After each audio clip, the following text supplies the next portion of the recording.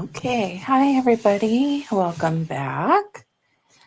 We are going to continue, or I'm going to continue the coverage of Travis Decker, who is accused of murdering his 3 young daughters the end of May in Chelan County, Washington. And he is still on the run, and there's still a nationwide manhunt out for him. I do have a couple articles to read and a couple videos. I'm just gonna show you the video of the Ring camera footage. So it will give you an idea of what he looks like. So let me get it pulled up here. One moment.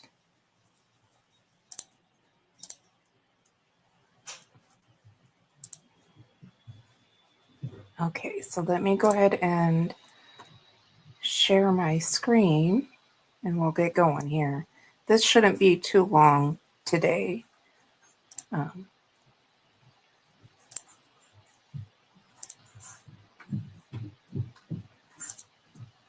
Just want to go over a couple things and finish things up here.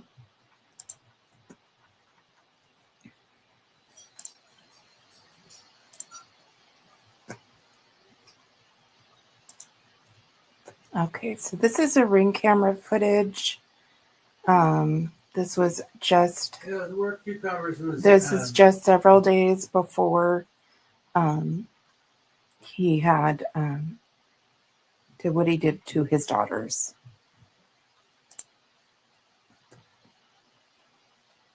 There's no audio, it's just Ring camera.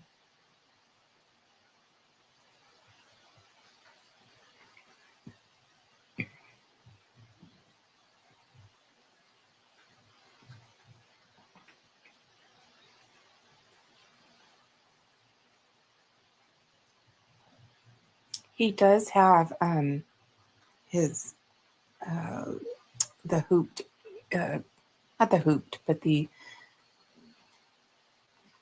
ear piercings, the black ear piercings in there.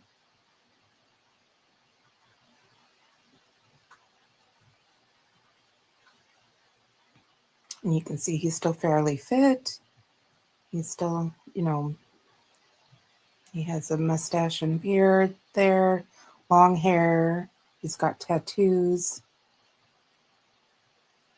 both arms.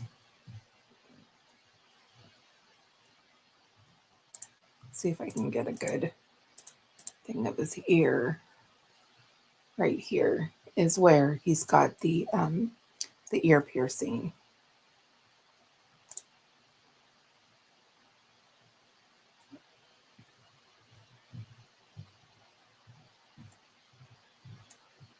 All right, so that one is done. I just wanted to get that one out there.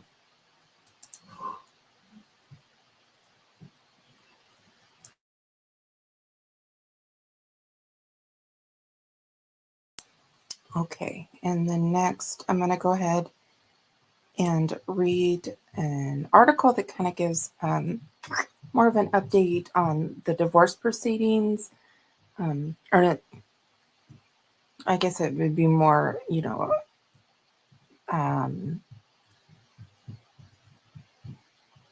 custody hearings and things that he and his wife went through.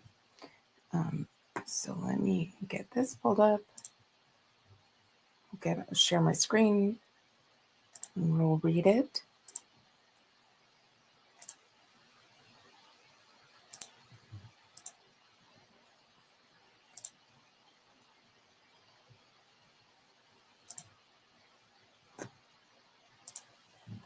Okay, so this is titled, "He Keeps Getting More Unstable. Wenatchee Mother Raised Alarms Before Daughters Found Dead."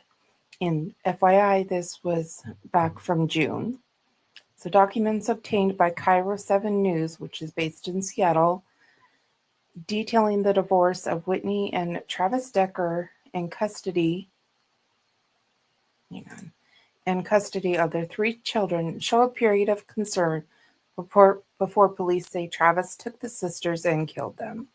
According to the Chelan County Sheriff's Office, the bodies of Peyton, I believe she was 9 at the time, Evelyn would have been 7, and Olivia was, I believe, 5, were discovered by law enforcement near Leavenworth, Washington on Monday, after their father had not returned following a planned custody visit on Friday. And so what he had done was he had picked them up.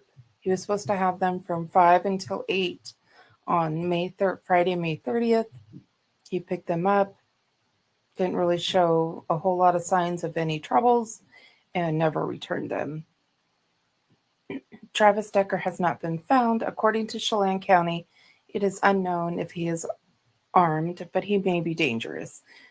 And I believe he is armed as of late.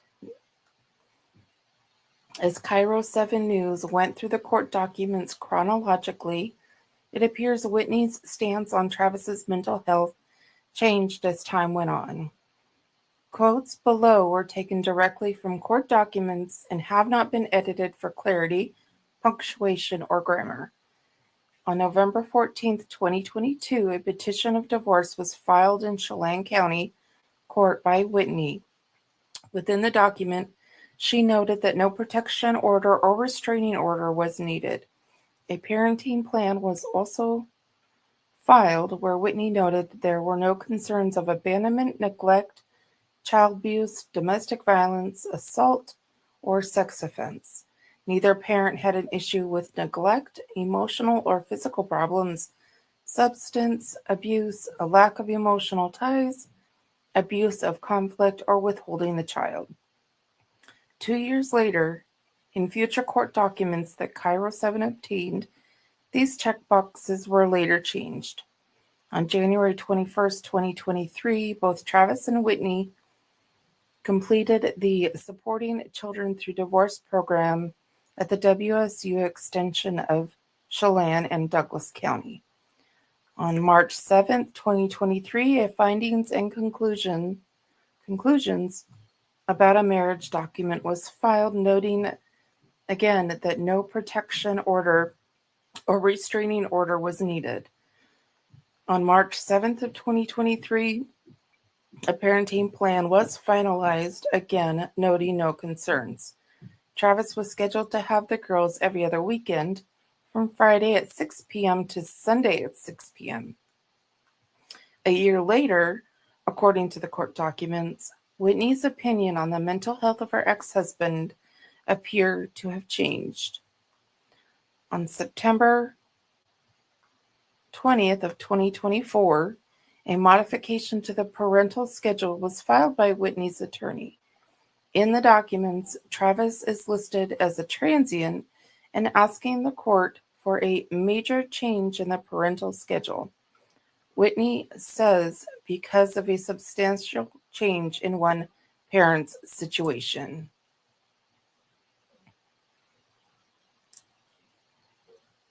The proposed modified parenting plan noted a change to Travis. Specifically, Whitney said that Travis neglected his parental duties towards a child, and Travis has a long-term emotional or physical problem that gets in the way of his ability to parent. Whitney requested Travis be evaluated for anger management, domestic violence, and a full psychiatric evaluation by a licensed psychiatrist to include any potential diagnoses. She wanted the hearing within 30 days of the hearing. She also wanted Travis to enroll in individual counseling sessions with a licensed mental health counselor at least twice a month. She said if Travis did not do these things, the mother will have the choice to further limit visitation. In a declaration filed September 20th of 2024, Whitney said, "Since our separation, it has become increasingly clear that Travis has been struggling to maintain stability in his life. The lack of stability led to a negative impact on our children." She said they were deeply affected, which led to heightened emotional stress. This is demonstrated through screaming, crying bouts at drop off, or when they get off a phone call, she wrote. She said it was in the children's best interest no longer to go overnight with their father until he was no longer homeless. She noted that Travis is able to attend events for our daughters. He is engaged and demonstrates a genuine love for them, which are meaningful and appreciated by our children.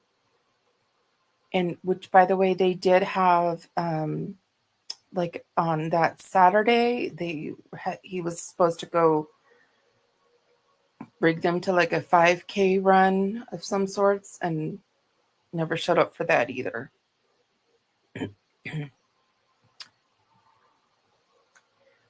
Travis also has some emotional mental health issues that were the primary catalyst to the end of our marriage, she wrote. His borderline personality disorder and narcissism became rampant. She explained in October of 2022, Travis moved into the Armory in Wenatchee. A few months later, he moved into an apartment in Wenatchee. When his lease was up, he moved back into the Armory, then purchased an RV. In May 2024, Travis moved to Ohio with his RV, but it was soon repossessed.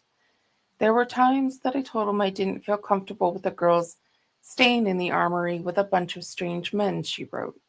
He told me he was staying in the RV, but then I found out he really was staying at the Armory again. In June of 2024, Whitney said she found out the girls were on mattresses at the Armory.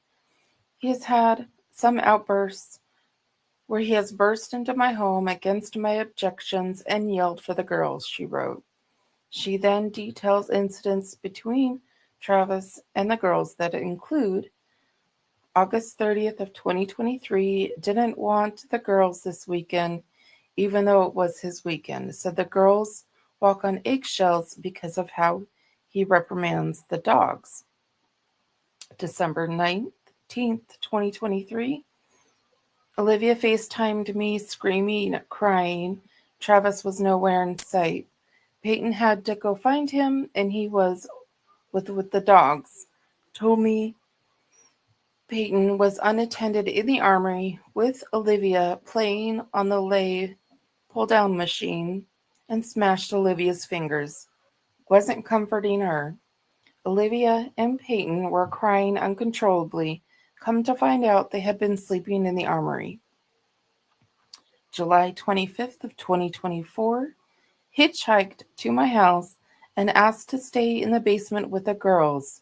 3 hours late. Said he could pick the girls up from the play, but he was hitchhiking, so the stranger would have had to pick them up. Whitney said that Travis just keeps getting more and more unstable. He has made huge sacrifices to serve our country and loves his girls very much.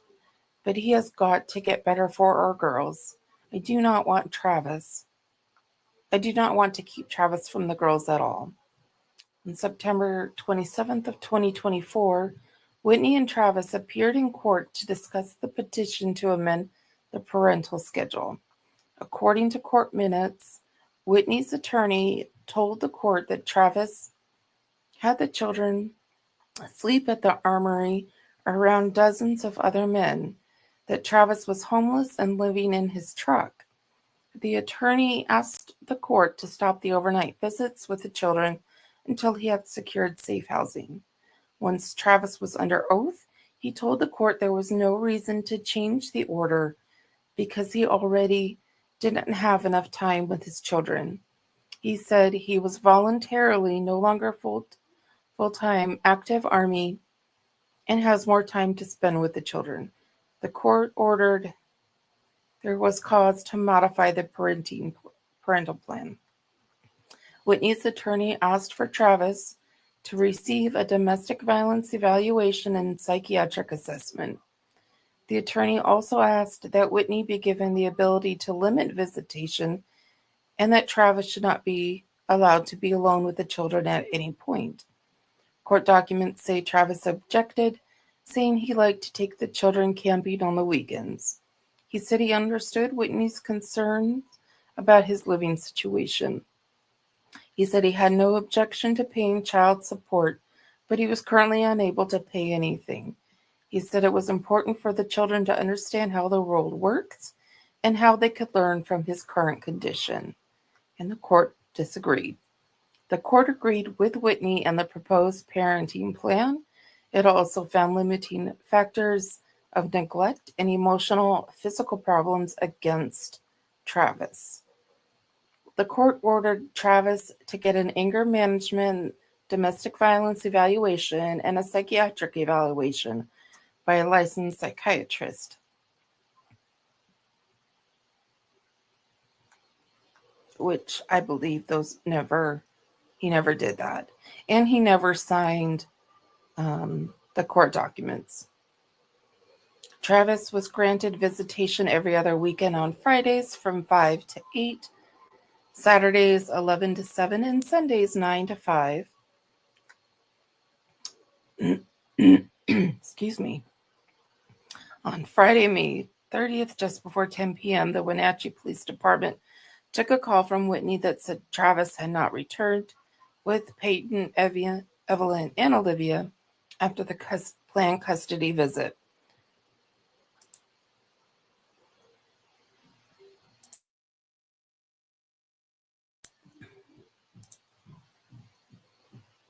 Sorry, had to clear my throat. Okay, according to documents regarding the custodial interference, Whitney told police their divorce was civil, but after he lost his housing, the parenting plan was modified.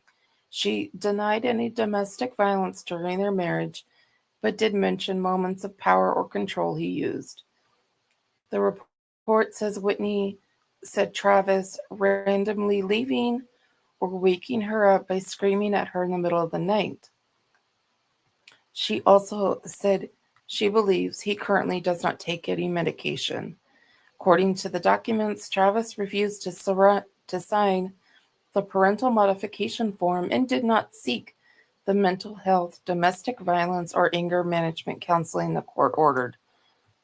On the night the children were taken, Whitney said Travis was quieter than usual, which was out of character. The documents also note the children left home with no supplies for the extended time. Is believed there is substantial risk of illness or physical injury. And the bodies of Peyton, Evelyn, and Olivia were discovered by law enforcement near Leavenworth on Monday, June 2nd. All right, so there's that.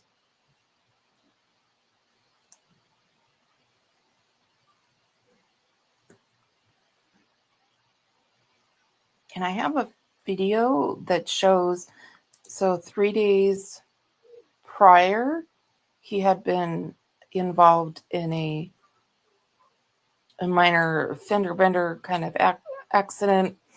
And so we have the body camera footage of that. And I'm going to go ahead and show that so you can again see, what he looks like, how he's acting, his mannerisms, and so forth. So I'm going to share my screen here.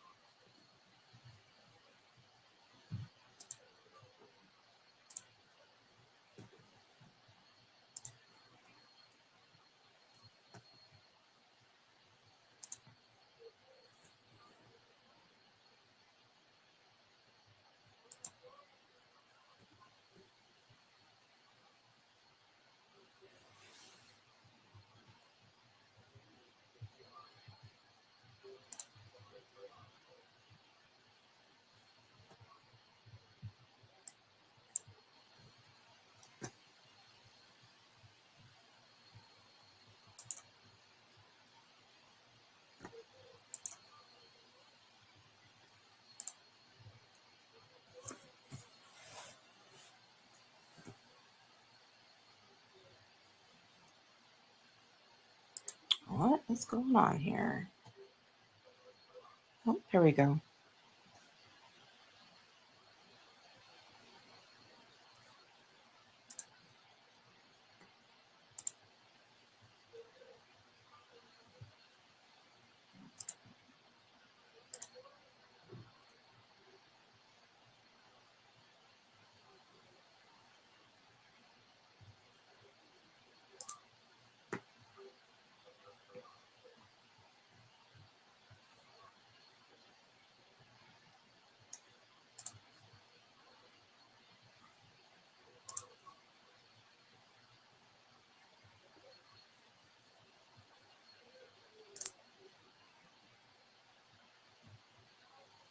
Yeah, and this is a 19-minute video. Don't know if I'll show all of it or not. 1941.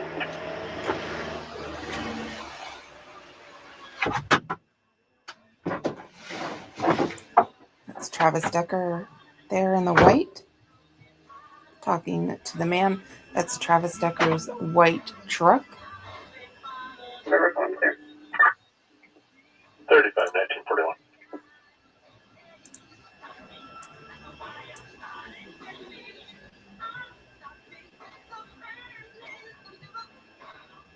I do have my volume all the way up. Answer no I guess it is dash cam, not a body cam. I just told her Trevor went the wrong way and is now coming from Maniac, so I'll be clear. She's been advised she can't drive. Period. I don't even have captions available.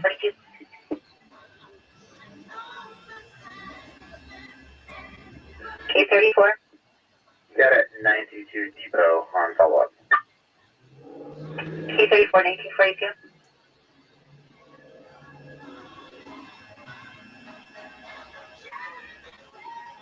But you see, I mean, he's looking, pretty calm. He's just hanging out on the back of his truck. He's got sunglasses on the top of his head, just chilling, talking to a police officer.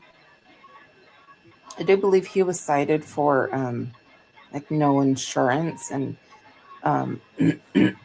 between the child support and the ticket, I think the ticket just kind of, in my opinion, just sent him over the edge.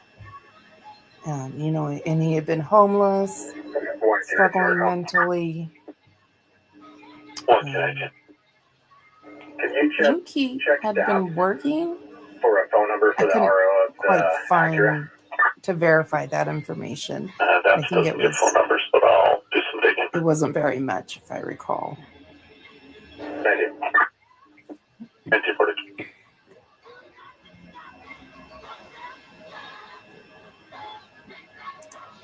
Let me see if I can speed it up. Maybe that'll help a little bit. Let's do that.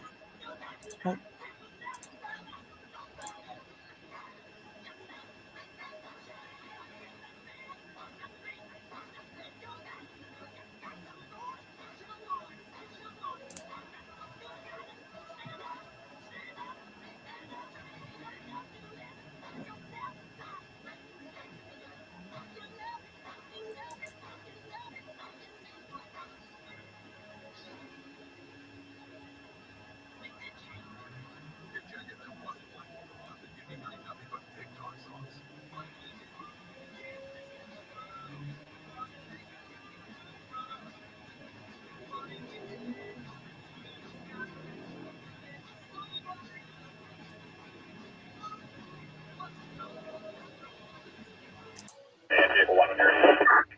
Still there. He does look kind of annoyed there. Copy, I got him added. They're clear.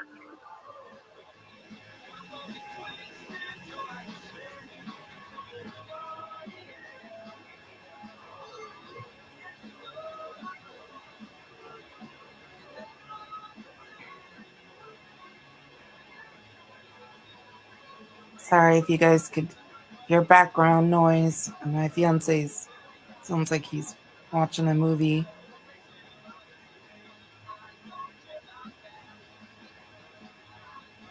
Gosh, he looks so annoyed right there.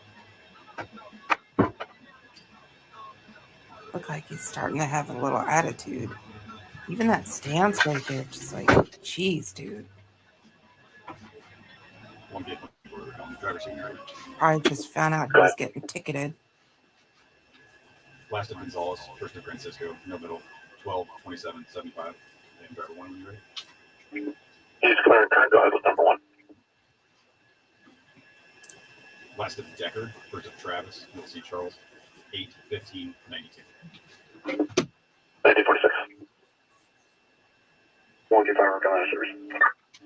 1947. 31 and illegal burn on Blackbird Island. This is on the west side of the island, the Skate Park side. Illegal burn. Fort Decker 2026 clear. 1947.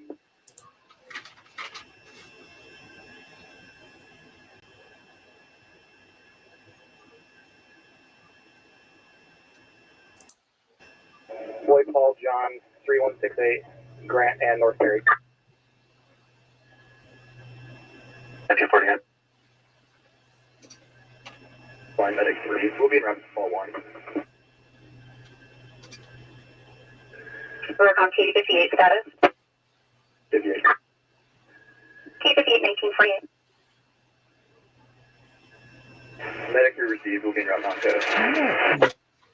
Conversation these guys are having right now.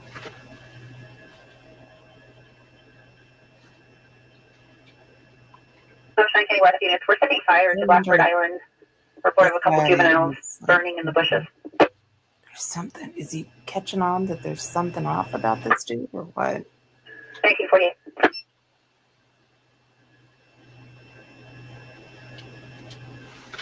K17, we're coming out of service. K17 1949.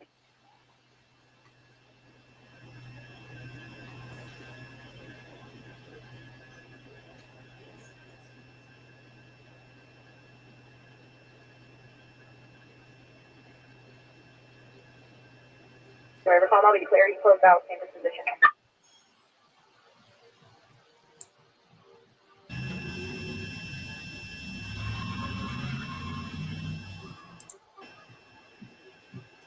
It's just like, oh my God. Hurry up. He's got that look like he's so annoyed. Geo 10 Rubicon clears up. Geo 10 1950.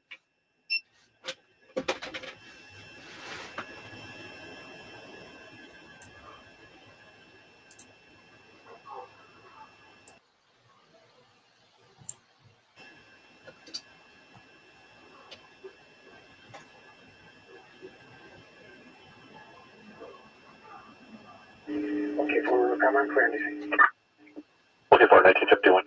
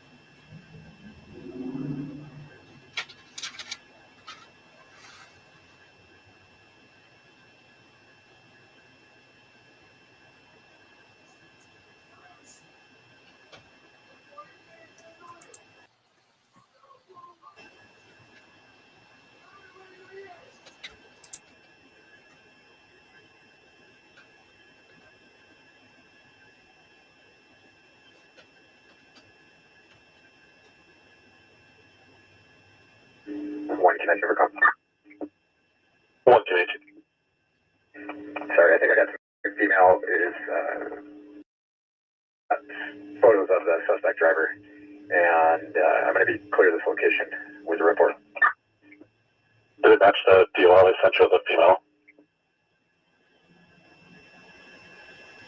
Negative. has pretty dark black hair. May 19.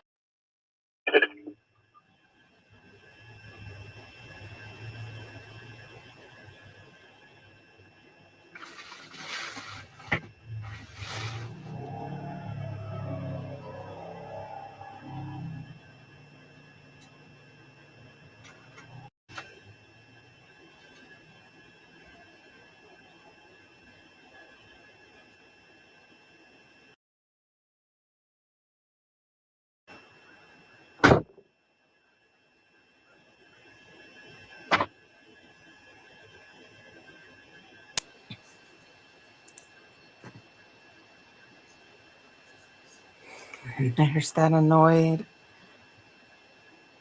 kind of, now he's just done with it kind of look, stance he's got going on.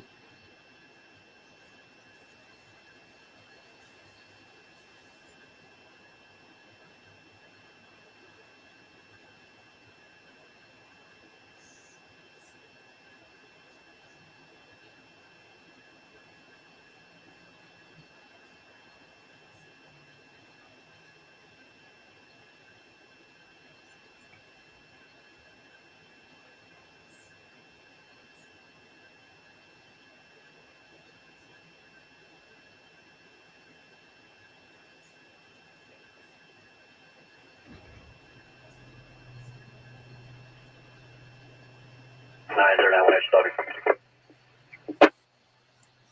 929. 120 mile close to Charles Nora John 4922. 929,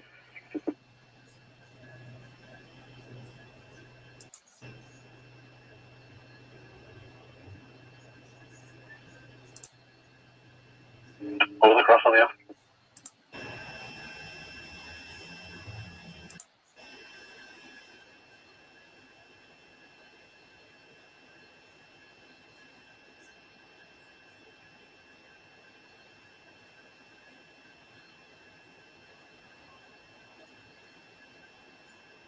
Okay, forward, you can show me wave 35. 419, 59.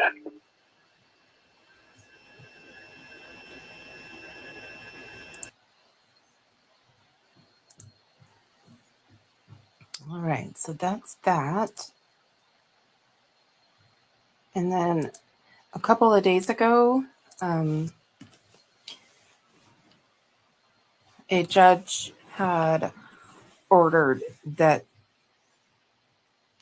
like his certain court documents can't be released in regards to him. So I'm going to pull up that article and we'll read it.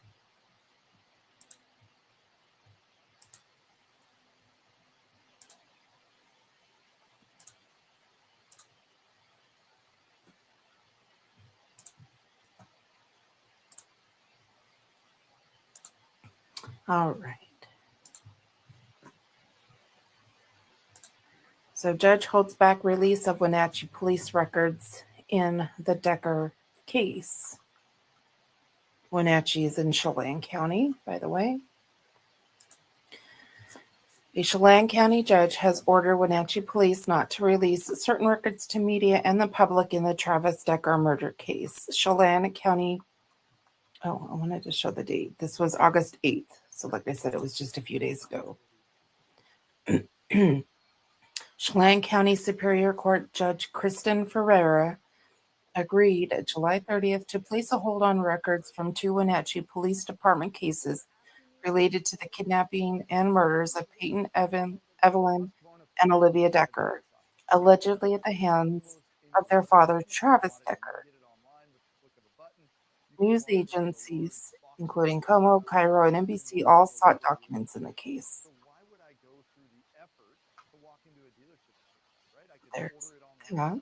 Neither Travis Decker nor the children are identified by name in the court filings, but the case numbers and circumstances described are identical to those in the child murder investigation. Decker is a former Army service member who was divorced from the girl's mother, took them that day for a scheduled visitation It was only meant to last 3 hours. The children were ages 5, 9, and 7, I believe,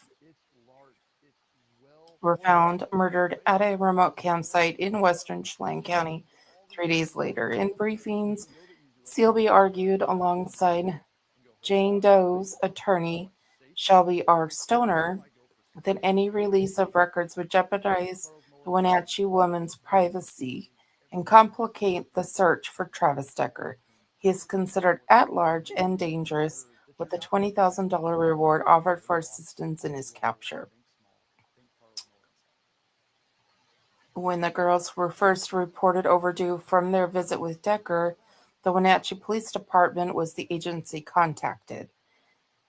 The initial search created 2 Wenatchee Police Department cases, one related to custodial interference over Decker's failure to return the girls, and the other an assist agency case, as the search for the girls broadened and the Chelan County Sheriff's Office became the lead investigating agency. According to court filings, 7 media groups and 1 individual filed requests with the City of Wenatchee for records in the custodial interference investigation. Some of them also asked for assist agency records. Requested documents included radio logs, photos, emails, body camera, and dashcam video, and instant messages. Wenatchee City Attorney Danielle Merchant told Sealby's office by email July 18th that she intended to approve release of certain records, not including video, from the initial round of requests. In their joint lawsuit complaint, Sealby and Stoner wrote that the records could contain sensitive personal information related to Jane Doe, as well as obscene or graphic images of the children's deceased bodies, obscene or graphic details and information about the children's deaths and or cause of death, and or other information regarding law enforcement's active investigation. Disclosure of these exempt public records would put Mrs. Doe's life and physical safety in grave danger, the lawyers wrote. The disclosure of these exempt public records would also substantially and irreparably damage Chelan County's ongoing investigation and other vital government functions, according to law enforcement officials with the Wenatchee Police Department and Chelan County Sheriff's Office. The plaintiffs included affidavits from Wenatchee Police Department Brian Hewitt and Chelan County Sheriff's Office and Chelan County Sheriff's Detective Brian Lewis supporting their arguments. They also cited a public records exemption related to ongoing investigations, which allows police agencies to withhold documents in unresolved cases. In its filed response, the city said the first tranche of documents slated for release did not include any autopsy records or images of the deceased children. The city did not argue specifically in favor of releasing the records. The city's position was that it has no interest in releasing or not releasing the records and was just there to ask the judge, "What would you like us to do?" Merchant told NCW Life on Friday. She declined to comment further. Ferreira agreed to grant the injunction on July 30th, applied solely to records in the custodial and assist agency cases. No formal order has yet been filed. Sealby's office must draft the document for the judge's signature and alert those seeking records about the decision. Those whose records requests are affected would have a chance to petition the judge for their release. Sealby was out of office this week. Stoner, the Seattle-based attorney for Jane Doe, declined to comment, but urged that her client not be named. Information on Decker's whereabouts can be submitted to the U.S. Marshals tip line at 1-800-336-0102 or online at USMS Tips.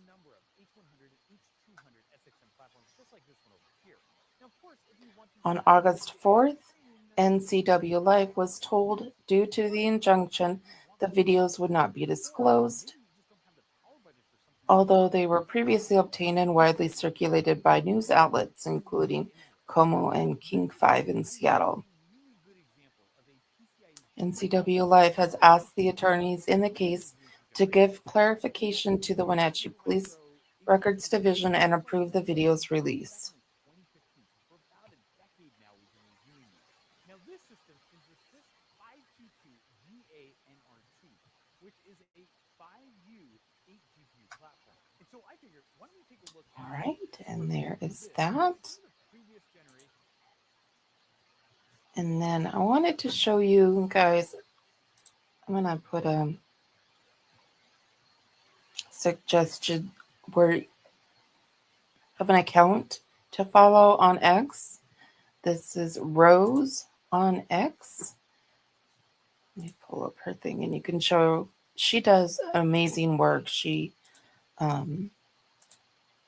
goes into detail, bullet points.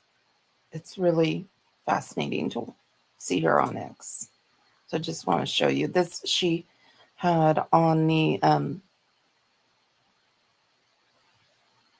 divorce documents that she found. And it just keeps going. She's got a lot of information, and she does a lot of information on many other cases. So again, this is Rose,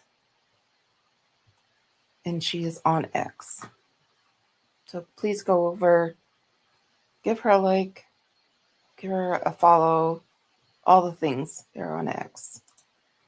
All right, and then last, I have just one more thing. It's a video with one of the sheriffs sitting down with a reporter, giving an update. And this would have been about a month ago.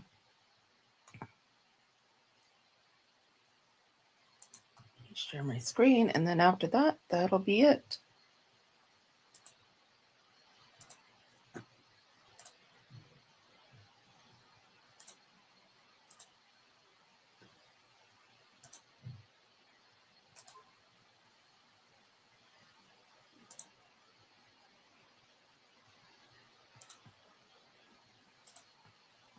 Look at me, not the camera. And right. first, can you please say and spell your first? Great. I know you know the drill. Feel free to look at me, not the camera. And right. first, can you please say and spell your first and last name? Chelan County Sheriff Mike Morrison, Morrison, first will be Mike. Thank you. How are you feeling about this case as we enter the second month of the search for Travis Decker? Encouraged on the investigative side, frustrated on the search side, which I'm sure majority of the citizens here in Chelan County and statewide are as well, but we're still continuing to look for him and we won't give up. What does the search look like now? Have you honed in on a more specific area? No, we're continuing to search certain parts of the West Beat, which would be the Leavenworth, Lake Wenatchee area as well, and just making sure that we're doing our due diligence to follow back up in areas we have checked, following up on leads. But over the next couple of days, it'll be you're going to see the National Park Service is going to be putting their swiftwater rescue team into the Icicle, and we're going to check as far down as we can. The goal is to reach the Columbia River, but having been on the swiftwater rescue team myself in the past, I get that's a lofty goal, but we appreciate them being here. And then our swiftwater rescue team will also be going in here at the end of this month. So we're going to use as many resources as possible. We still have the U.S. Marshals on the ground that are following up on leads. And last week we had a search and rescue team that was going through the area of the crime scene. We had 25 members out there with U.S. Forest Service members of our agency doing a grid pattern search. And we've also deployed additional resources up into the enchantments again with the mountaineering team, and I guess into deploying cadaver dogs within the Ingalls Creek area. Great. Just yesterday, we heard about new evidence potentially leaking Travis's DNA through a bloody handprint to the crime scene. Can you explain what that means? Yes, we're trying to get ahead of the narrative. It wasn't a bloody handprint on the back of the truck. It was a fingerprint that, of course, did have blood on it, and we were able to collect samples of that thanks to Washington State Patrol's crime lab and our detectives. And we did get samples back that matched the DNA samples that we believe belonged to Travis Decker. And as a positive match, no other evidence was found on scene to show that there was others besides Peyton, Evelyn, Olivia, and of course, Travis. So we're going to continue to focus our investigative efforts and our search efforts on Travis. Knowing what we know about his extensive training and the rest of his history as an Army Ranger, how does that impact the search effort? Well, we feel pretty confident. We're coming in with a search and rescue team and the U.S. Marshal Service. It also has Special Forces members on their team, several of which passed the first time they went through. We like to point out that Travis did not post passing grades when he went through Ranger School, was not classified as Special Forces. But we do have Special Forces members, former, that are part of our team, part of our agency. So we feel confident that we have the right resources, individuals that are more experienced than him that are out there searching, and we'll continue to put the pressure on him, whether we find him alive or dead. We recognize there's a possibility of both. A 3-part Providence Falls special event. I will always love you in this life.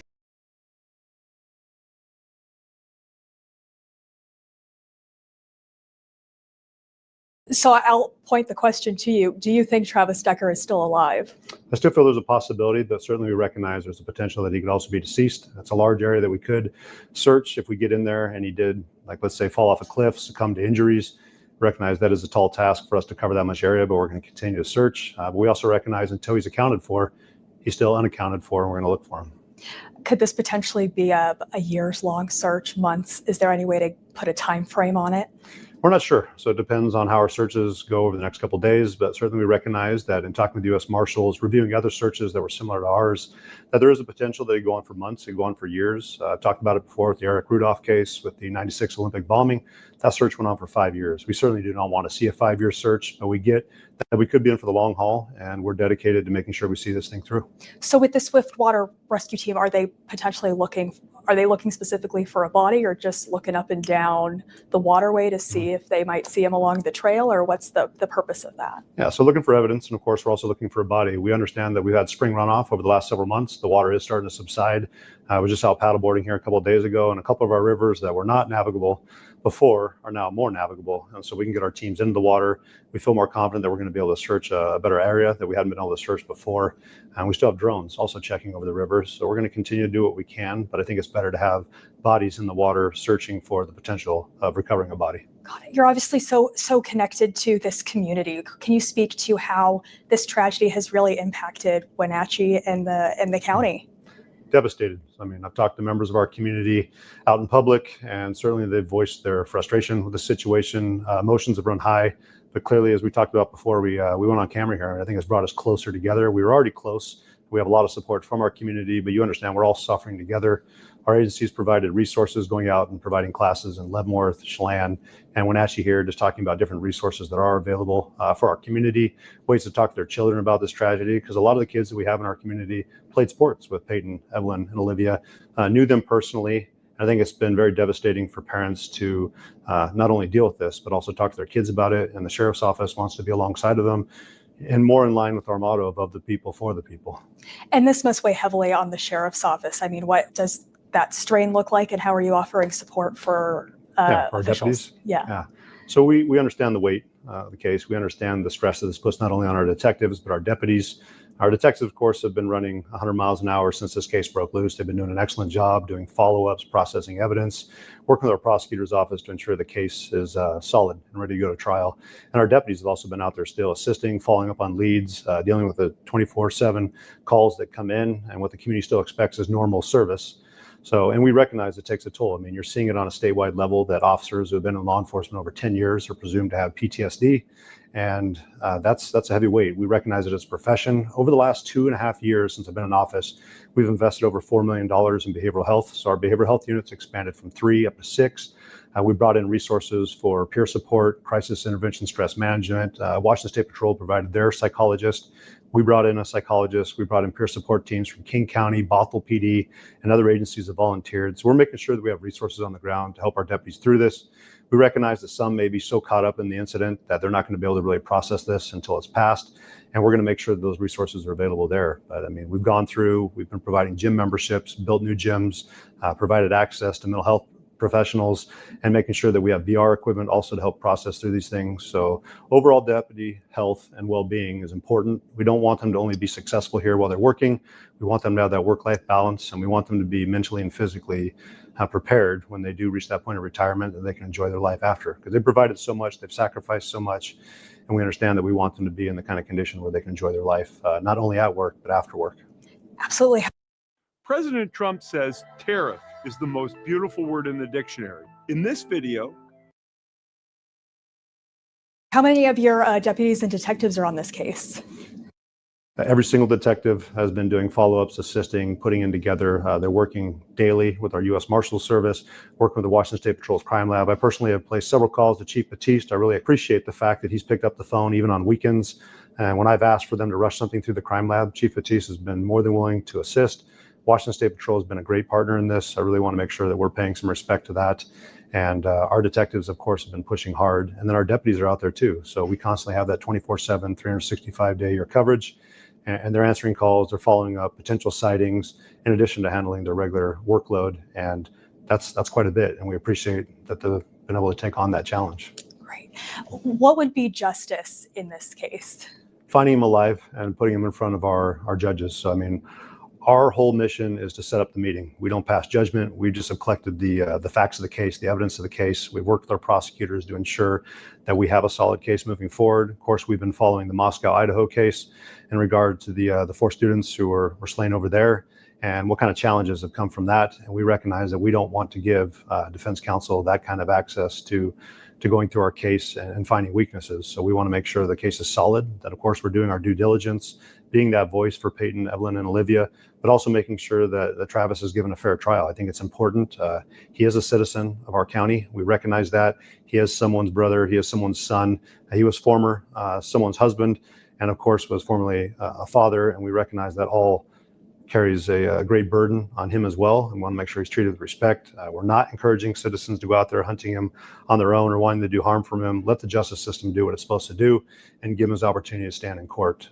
If we can't find him alive, of course, we'd like to recover his remains if he's deceased, just to make sure we bring closure to Whitney and her family, make sure the community also gets that kind of closure, and that Travis's family also gets it as well. Again, we recognize that at this time, he is a suspect, and he is someone that we're going after, but we're still going to treat him with respect.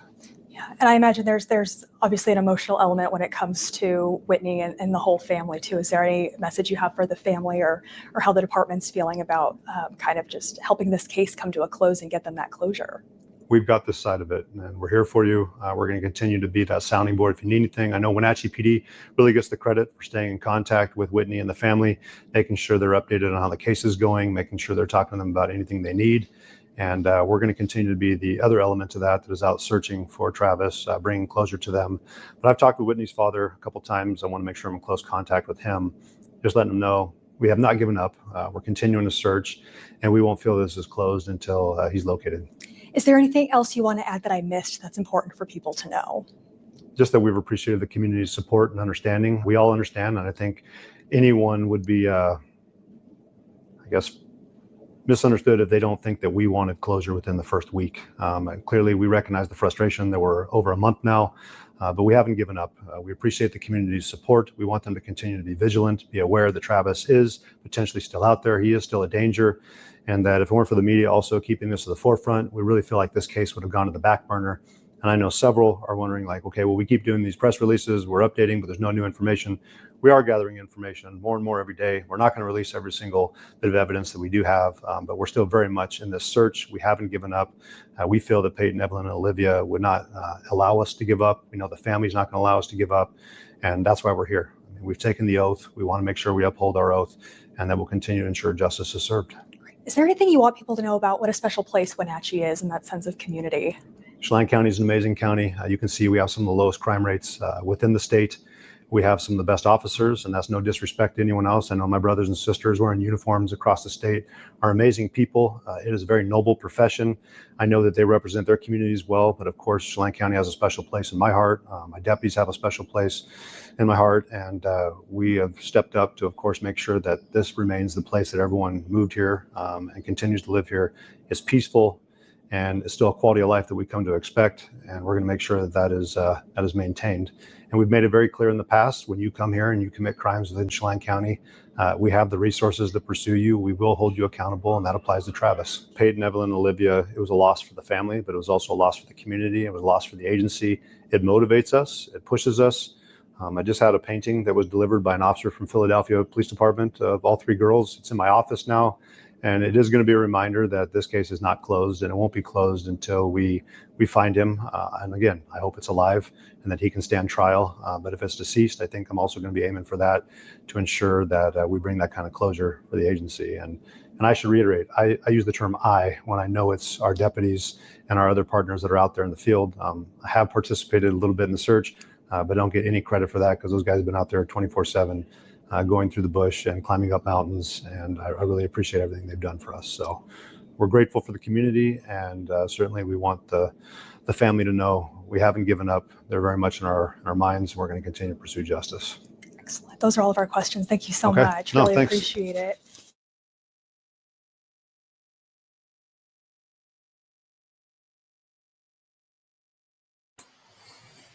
Okay, so that is it for this stream.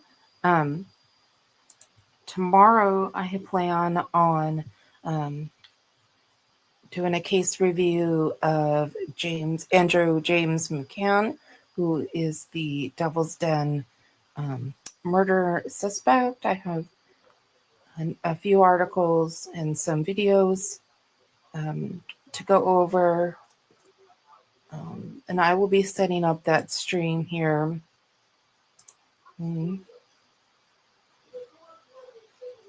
Here sometime this evening. I expect it'll probably be, probably tomorrow afternoon around 12 or 1 Pacific Standard Time. Okay, and I hope to see you all there. All right, bye.